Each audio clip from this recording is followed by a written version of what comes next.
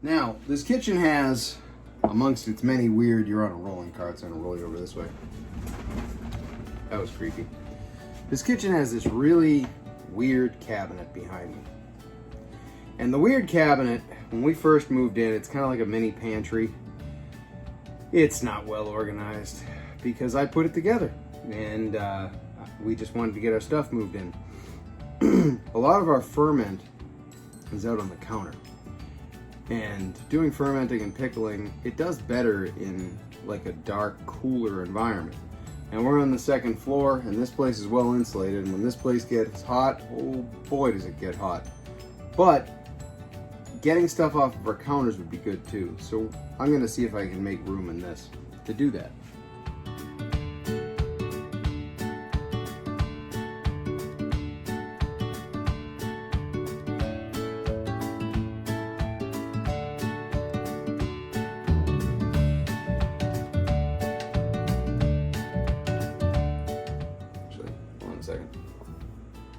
I get these out of the way.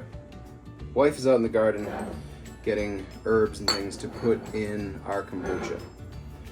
Kombucha is something that she was inspired to start doing. We do it, but she does it really. We started doing it during the beginning of the shutdown. And I am not a fan of store-made kombucha. I don't like it. It's not pleasant to me. Homemade kombucha is well worth your while. So she made a strawberry basil kombucha for the first batch we ever did, and that was the tastiest thing, one of the tastiest things I've ever had. Now I'm not going to take the lid off this, but this is kombucha. What you see floating on the top here is a SCOBY. I'm going to let her talk about that. That's the kombucha.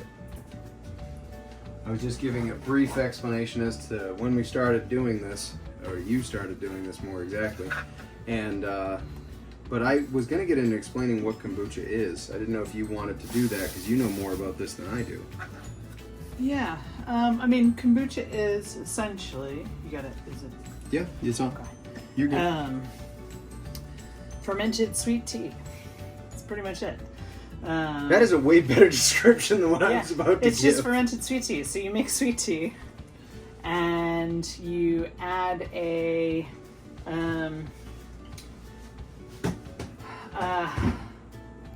bacteria and yeast colony to it, and it eats the sugar and the tannins in the tea, and it turns it into something delicious and fermented and good for your gut. Yeah, that's pretty much it. That's all. Every time I describe it somehow wrong, and the wife knows, so she's like, "That's not what it is." I'm like, so I figured I'd let her explain. That was much better. So I was just showing everyone. Here's our SCOBY.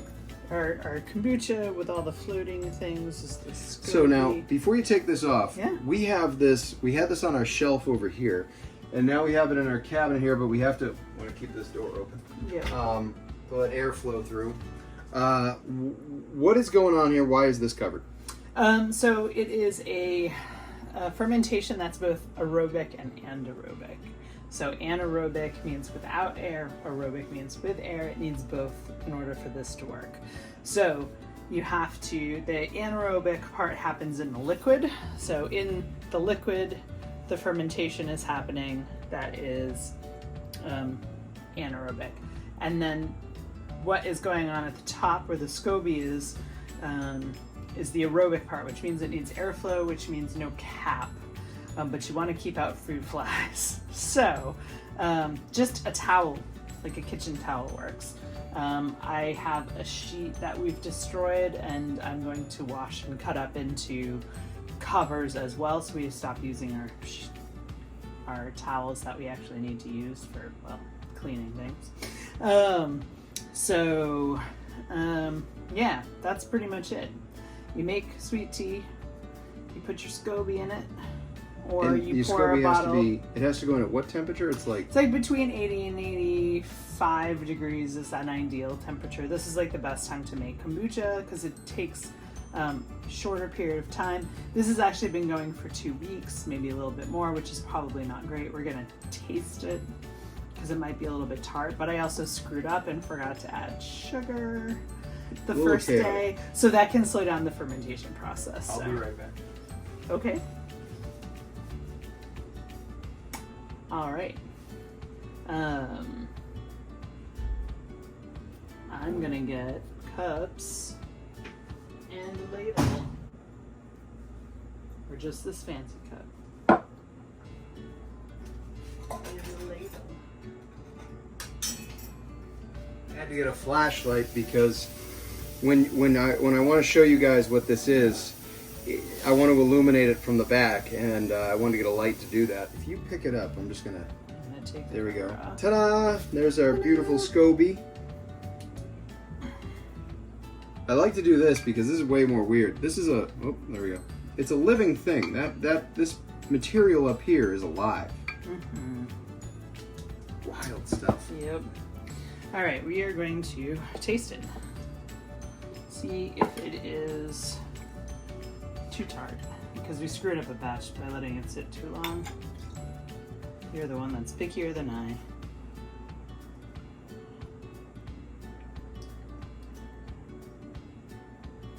Very, like, flat. Nope, that's about what we want it to be. Okay. I have Yeah. trouble with kombucha. I'm picky. Like she said, I'm way more picky. It's not too tart. That's really. It's the really not too concern. tart. It's Yeah. very smooth. It's not very strong. Yep, that's really good. Okay. All right, so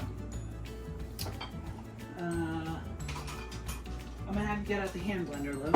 Mm-hmm. So what we're doing now is called the second fermentation or bottling process. No, in the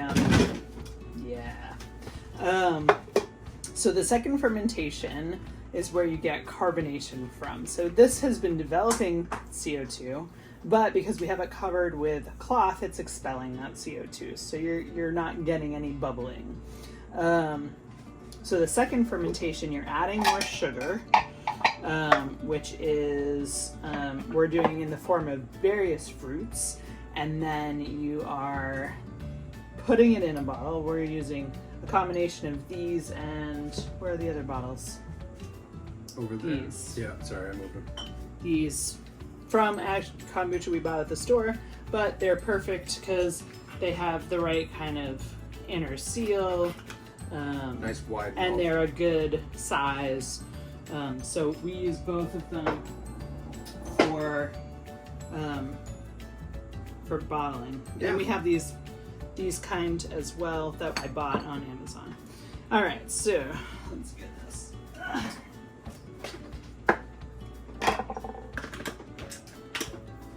All right, I need a colander so I can rinse some fruit. We're gonna start with some blackberries. We have a sad 5 left. We ate the rest, which is delicious. They were really good.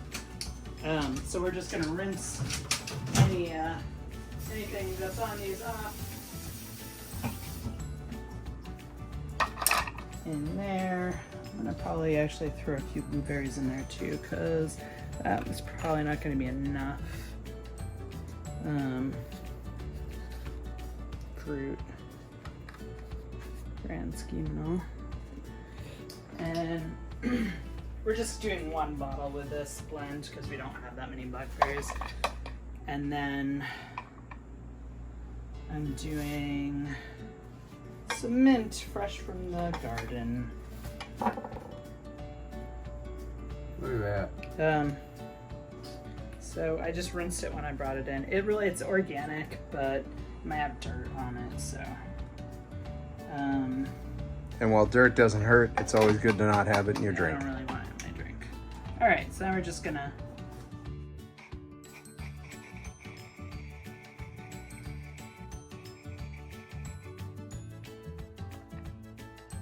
How blended do you want this? I mean, you want it pretty blended. It's gonna be in your drink, so I like to blend it pretty strong because I don't like thick stuff in my beverage. That's Fair pretty enough. much it.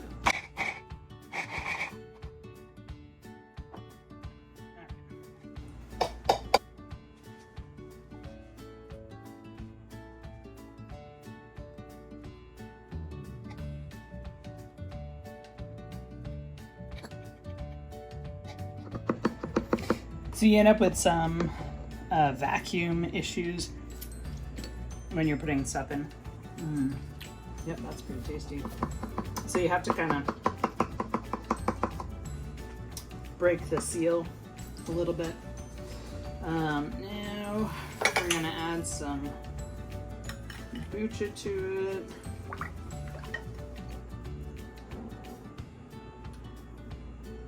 We're gonna not get any fruit on this kombucha ladle. That would be a problem. Because you want to make sure you're not contaminating your big jar of kombucha.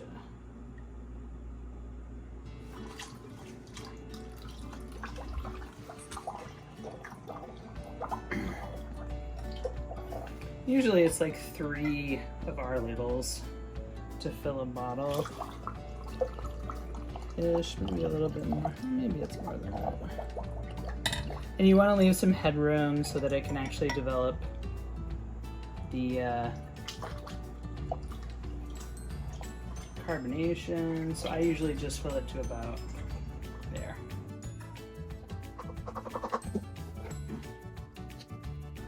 And just make sure you don't have any stuff on the edge of your bottle.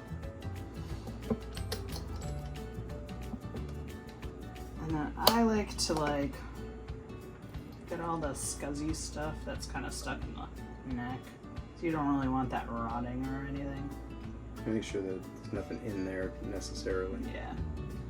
Now it's all in this bottle. So now, what we do with this is this sits on the counter. You don't want to put this in the fridge, right? Because you'll slow down so everything. In order to do a second fermentation, it has to be in the same temperature as the rest of the kombucha. So it'll go in the cabinet after we label it. Yep. And then how often do we burp this? It depends. So it's once a day. No, you don't necessarily have to burp it. With these kind of bottles, when you open them, they can be very explosive, which is fine. Burp it every couple days. Give it a couple days before you start burping it. Everybody's got a different way to do it, and I do all of the above, depending on how much sugar is in the fruit. If it's super sweet, then you might need to burp it a couple times before you put it in the fridge, just so you don't have too much pressure buildup. Or you cannot burp it at all, and that's totally fine too. Once you put it in the fridge, it calms down the carbonation. So if you're burping it and it doesn't build a lot of carbonation, you're gonna get really flat kombucha in the fridge. I like it when it's fuzzy though. I know, which is why I stopped burping them.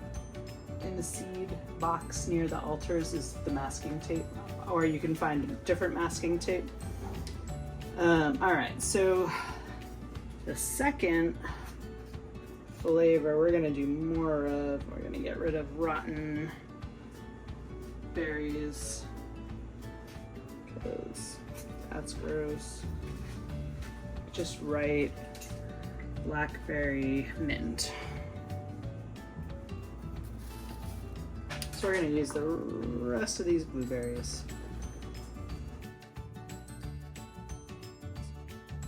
That's gross. Pick out all the bad fruit. You don't want that in your beverage. Pick out all the twigs. Also, you don't want those. That's What about leaves? You take them out or leave them alone? ugh, terrible. I went through extra trouble to write it legibly because normally my writing is not. Yes.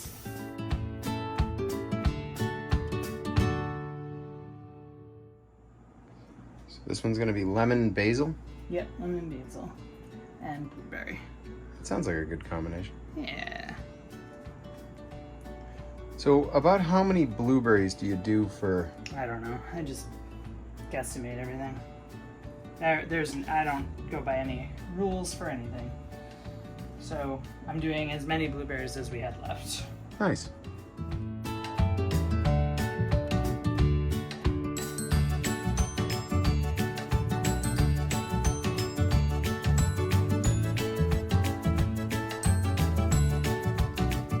The last one we did was blueberry lemon basil. The one before that we did blackberry mint. Now we're doing strawberry basil. That is my favorite. These strawberries are a bit overripe, but that sugar content's really going to help for what we're trying to do. Not the worst thing.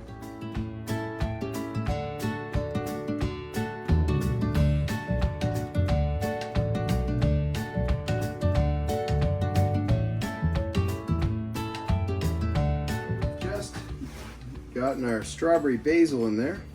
We've got our blackberry. We've got our blueberry. So my next one that I want to do is, I heard someone talk about doing a cantaloupe jalapeno. Melon and jalapeno. Yeah. So, and then when they drank it, they said it was really nice because you had the sweetness and mildness of the melon with a little kick from a jalapeno. So my thought is, because we're growing peppers this year, we don't eat a lot of peppers. I've got serrano that I picked early because I need the plant to put out more fruit. So in order to do that, you pick what the fruit is on it. It gives more energy to the new fruit instead of trying to develop the seeds that are in this. And then I have a jalapeno that we grew as well. But we don't know how spicy these are because we have never grown something like this before, and we haven't tried it. We put one jalapeno in a guacamole we ate last night. Good guacamole. It was good, but it wasn't really spicy. So I mean, and I know jalapenos aren't super spicy, but we're gonna try this. Do a little taste test and see. Just cut a bite. Do you want the seeds in this? No. We're gonna, I'm not gonna put the seeds in, but we are gonna save the seeds. So you're gonna put the seeds in this little container so I can deal with them. Now, obviously the seeds make it spicier. I don't really know how spicy I want this to be, so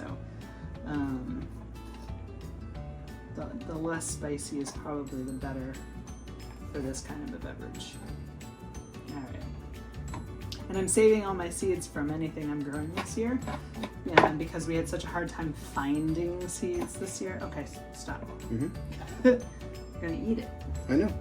You don't need to like slice it up a ton.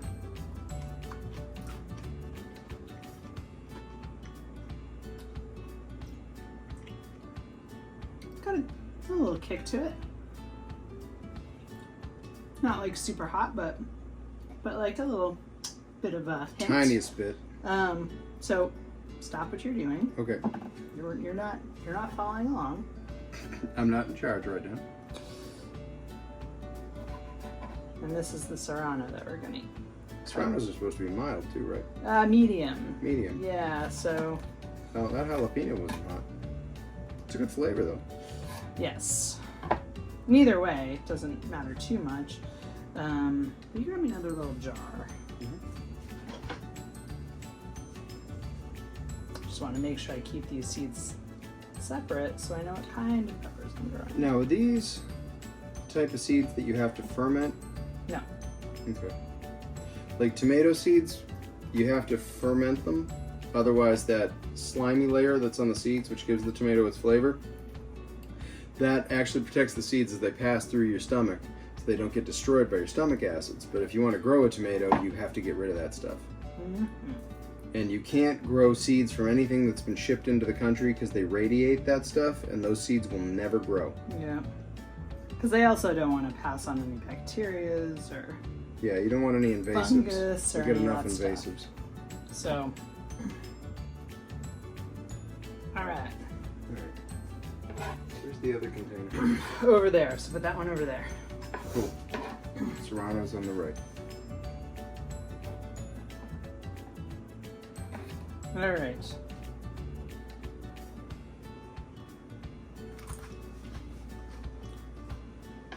That has more of a kick than the jalapeno. Oh yeah, that's got a kick. Significantly more kick. Oh yeah. Woo. Yep. That's a kick. And I'm gonna wash my hands before I rub my eyes. Woo, that'll clean you All out. right, That's so- nice. Now we have to decide how much spiciness we want in a bottle. Well, the jalapeno doesn't really have that much kick. It's just a peppery flavor. So I'd actually, I don't know, I'd throw the whole thing in. Not the question I was asking. Oh, okay, sorry. I don't know that I want it to be that peppery. Okay. But I am thinking maybe half of jalapeno, and then just a slice, the amount that we just ate, of the serrano, and then we'll turn that into something else. All right, now that we've done that, we've got some peaches. We got a local farm, Kimball's in Westford, Massachusetts. Pretty well known, apparently. We drive by it every day. It's pretty fantastic. Whew, that is making my nose run. It'd be a good combination with the hot, though. Sweet. Yeah, that's I don't know. The sweet's fantastic. That is exactly.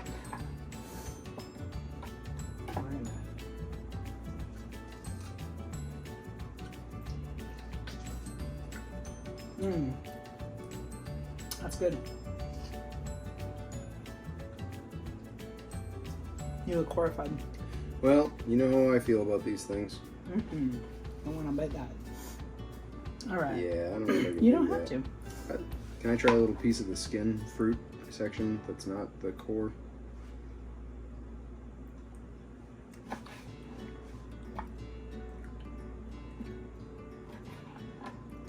I know, I love you.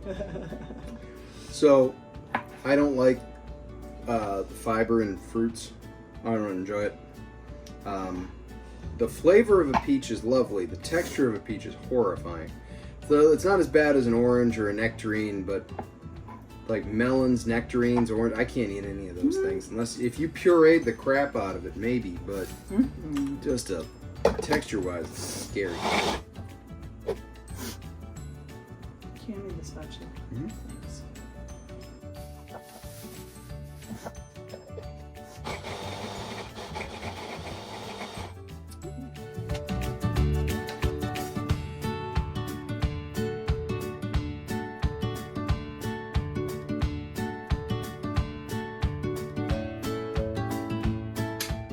So we've got our kombucha all bottled up. And here's where it will live while it finishes doing what it's doing. Here's our other kombucha that we'll be bottling up in the next couple days. And now we've got this little pantry area.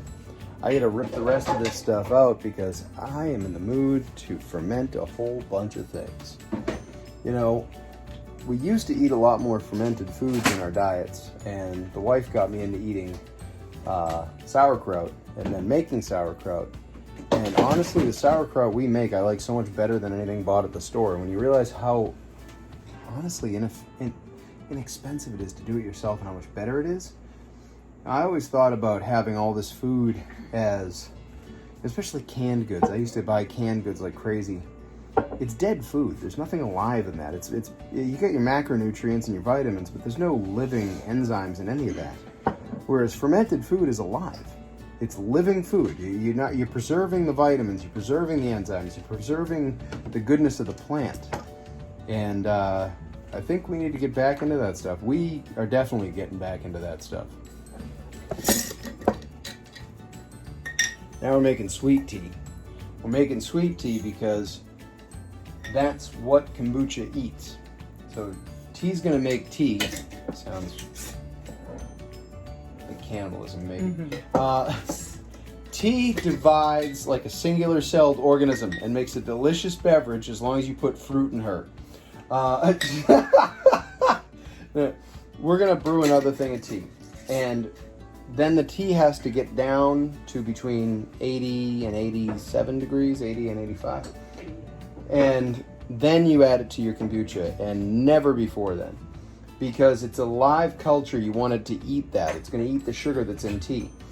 People have asked, and I have asked, do we have to use sugar to make kombucha? And the answer is, yes you do. Because kombucha feeds off of, it really needs sugar to grow.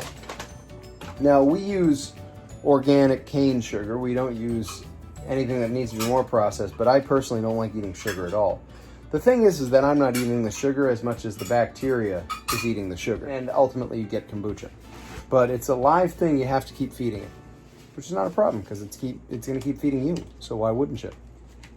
Alright, so the sweet tea I'm making, when I first started, I used way too much tea.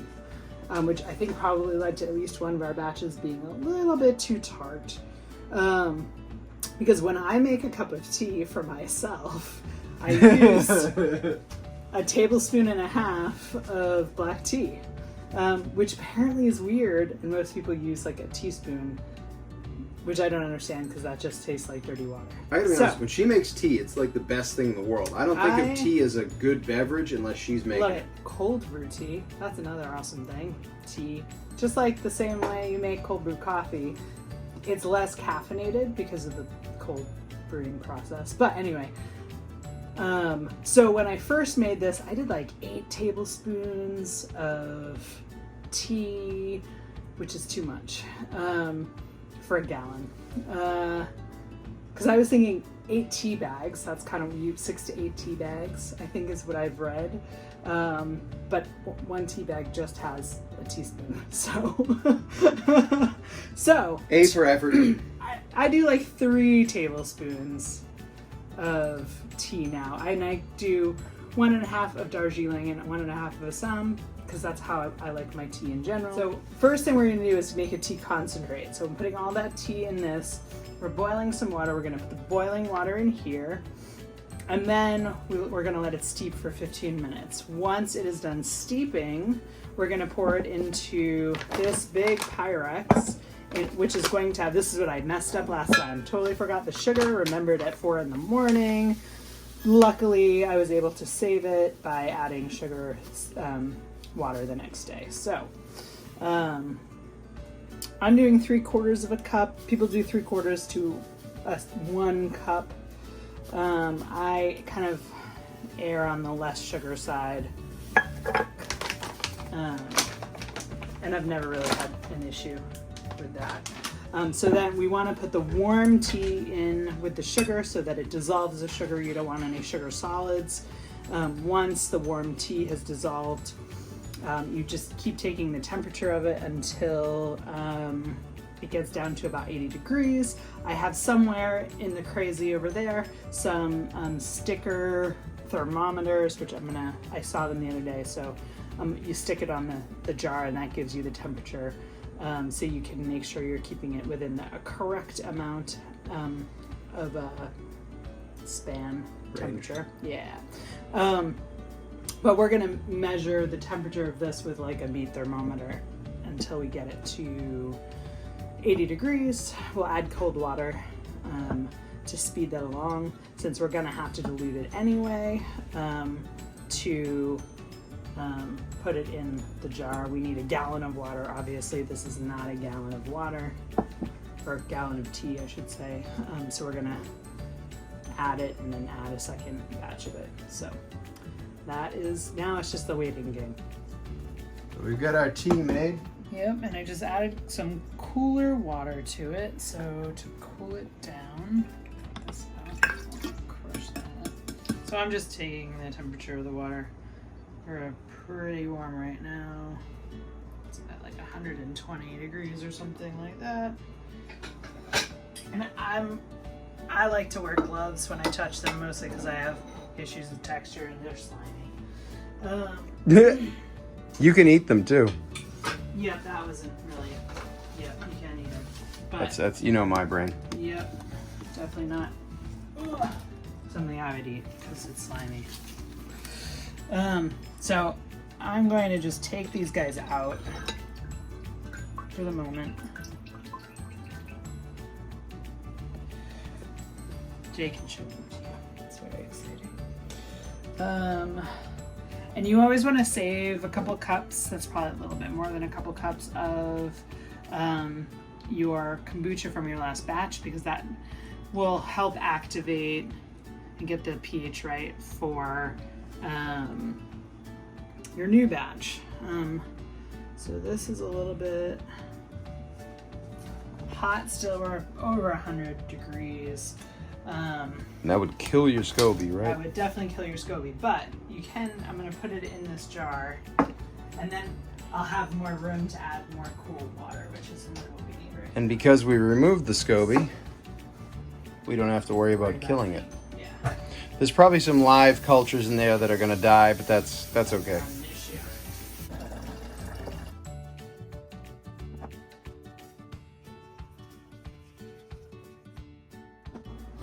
It says it just jumped from 84 to 86.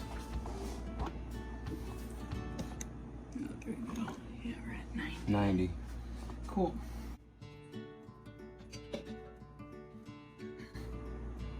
I always like to double check.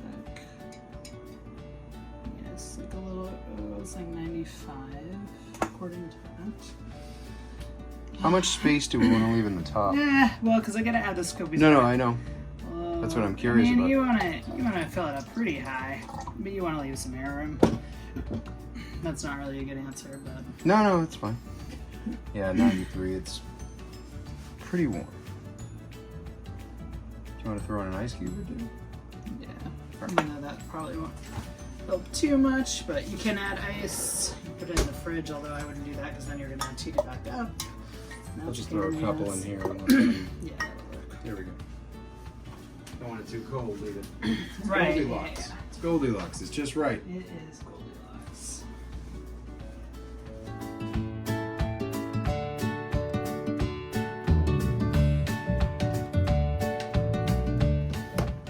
So we're gonna put our SCOBY back in. We've got the temperature just below 90. Yep. And so it should be safe to get these guys back in the water.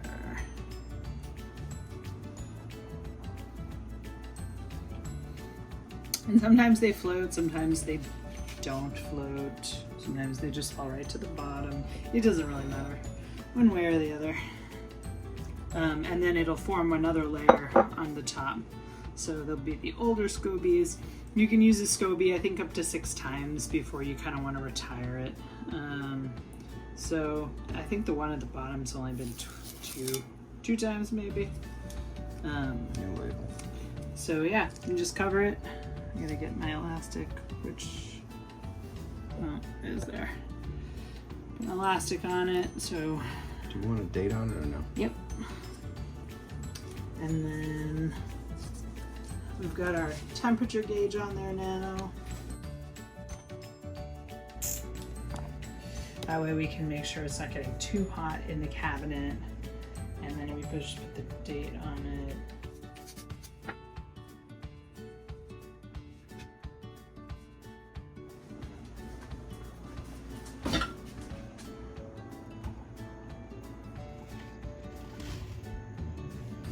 Yeah. Fancy. Outstanding.